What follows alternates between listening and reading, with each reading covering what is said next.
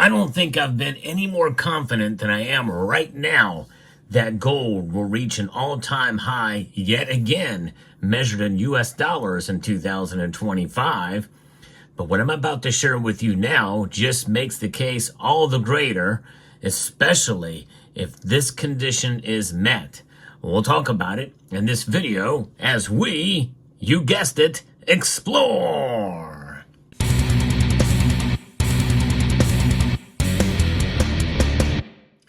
Yeah, gold has been flirting with all-time highs as of late. As of the recording of this video, it's getting much closer to it right now. The illustrious $2,800 mark is what we're looking for gold to reach an all-time high. That's the magical number. But there's a lot going on in the world today, especially domestically, and Donald Trump himself is ruffling a lot of feathers out there. And that is where we're going with this video as to what could lead it to just shoot way past $2,800 an ounce. Now, speaking of gold, this display that you see before you here is missing one piece.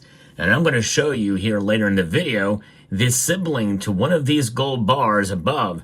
So as I go through this video, you might be pondering and guessing what could it be that's a sibling, a brother or a sister to one of these gold bars. And I'm going to show you that I got at my local coin shop here recently. Speaking of buying gold, well, this channel sponsor is Summit Metals. And they have very competitive prices on gold and silver. They're a relatively new bullion dealer with a motto, elevate your wealth. I love their logo and everything about what they stand for. And that's why I'm honored to be associated with them. And I may have the opportunity to interview them soon. And if I do, I want you to put a question down in the comment section below. It can be any kind of question you want about Summit Metals. What would you like to ask a bullion dealer with Summit Metals? Type out Summit Metals in all capital letters and put a colon next to it so that I can search these comments out. And then your question. Yes, indeed. So I hope you will do that. So what's going on with gold? Why is it poised to overtake a record peak as the dollar is essentially dropping on Trump remarks, according to this piece here from Reuters? And the dollar really, in a sense, has been kind of lingering a little bit here, record highs, and you never know what it's going to be by the time you see this video. But it moves very rapidly. Everything does. It's down a little bit now for sure, but gold prices have climbed, closing in on all-time highs hit in October, as a weakening dollar on U.S. President Trump's push for lower rates and tariff uncertainty drove the metal towards its fourth straight weekly rise. And that's really the hint, what we're looking at here. The potential for the Federal Reserve to lower rates if Trump has his wishes. He's pretty much all but demanding it from the Fed, especially when asked, if they should consider his remarks. He said, yeah, if he should push them to do it, even though the Fed is supposed to be an independent agency. We know they're politicized and usually not towards the favor of conservatives or those who want to be fiscally responsible. But nonetheless, they should be independent, but I don't think they should exist at all. Honestly, that's my viewpoint on it. Now, the one factor certainly seems to be the drop in the U.S. dollar. Some of the biggest factors that are driving it are associated with Trump talking tariffs, according to Bart Malik, head of commodity strategies at TD Securities. Trump is at risk of elevating prices, and I think the gold market perceives perhaps a higher inflation and possibly a central bank that's more accommodative. In a climate of uncertainty, zero-yield gold continued to shine as a reliable hedge against inflation and instability, even with a high dollar. With the dollar index up, really flirting with all-time highs, compared to other currencies, gold is still very new record highs. So imagine if the Federal Reserve lowered interest rates even more. We'll get into that in a moment. At the World Economic Forum on Thursday, Trump called for an immediate reduction in interest rates, an immediate one. That means at this next meeting, we're going to get to that in a moment, on what the calculus is for what the Fed is going to do at the next meeting. The dollar hit over a 1 month low, making bullion less expensive for bullion buyers. For foreign buyers, focus now has shifted to February 1st in terms of tariff or trade policy. We still don't know exactly what's going to happen there. We have a good idea. February 1st is when there's going to be announced tariffs, and we'll see what that comes out, what that plays out to be. Trump has said tariffs on Mexico, Canada, and China and the European Union could be announced on the 1st of February. A short covering rally has boosted spot prices, but ETF lows remain choppy ahead of the Fed meeting. Traders expect the Fed to leave rates unchanged at next week's meeting. So that's where we're going to get to now. In fact, here we are on the 29th of January. They are at 99.5% of participants that took place in this survey think that the Federal Reserve are going to leave rates unchanged at the 425 to 450 basis point range. Only 0.5% think that they're going to lower rates by a half a percentage, or by a quarter percentage point rather, in the 400 to 425 range. So that is what we're looking at here. This is something because so far right now, as I'm looking at this chart here, the market participants have not changed course. And these data can be very dynamic, by the way.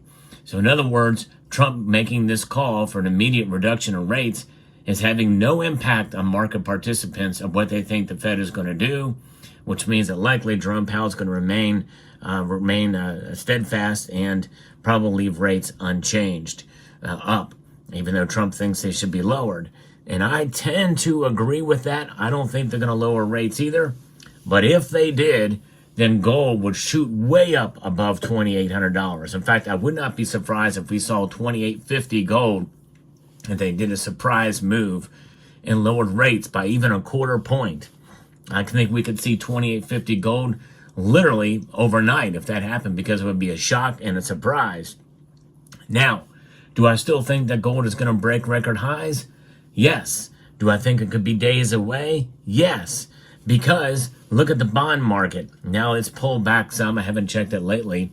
But the bond rates are still up. And there's other factors. The gold has been defiant against a strong dollar as measured against other currencies. And we know that inflation is still sticking with us. And I think, in a sense, gold and, by association, silver are responding in part to inflationary pressures. That's right. Believe it or not, there is a time when gold and silver actually react to inflation. I know it's crazy to think, but it's not really in much analysis out there. But I think that is part of what are keeping the prices kind of up for gold and silver.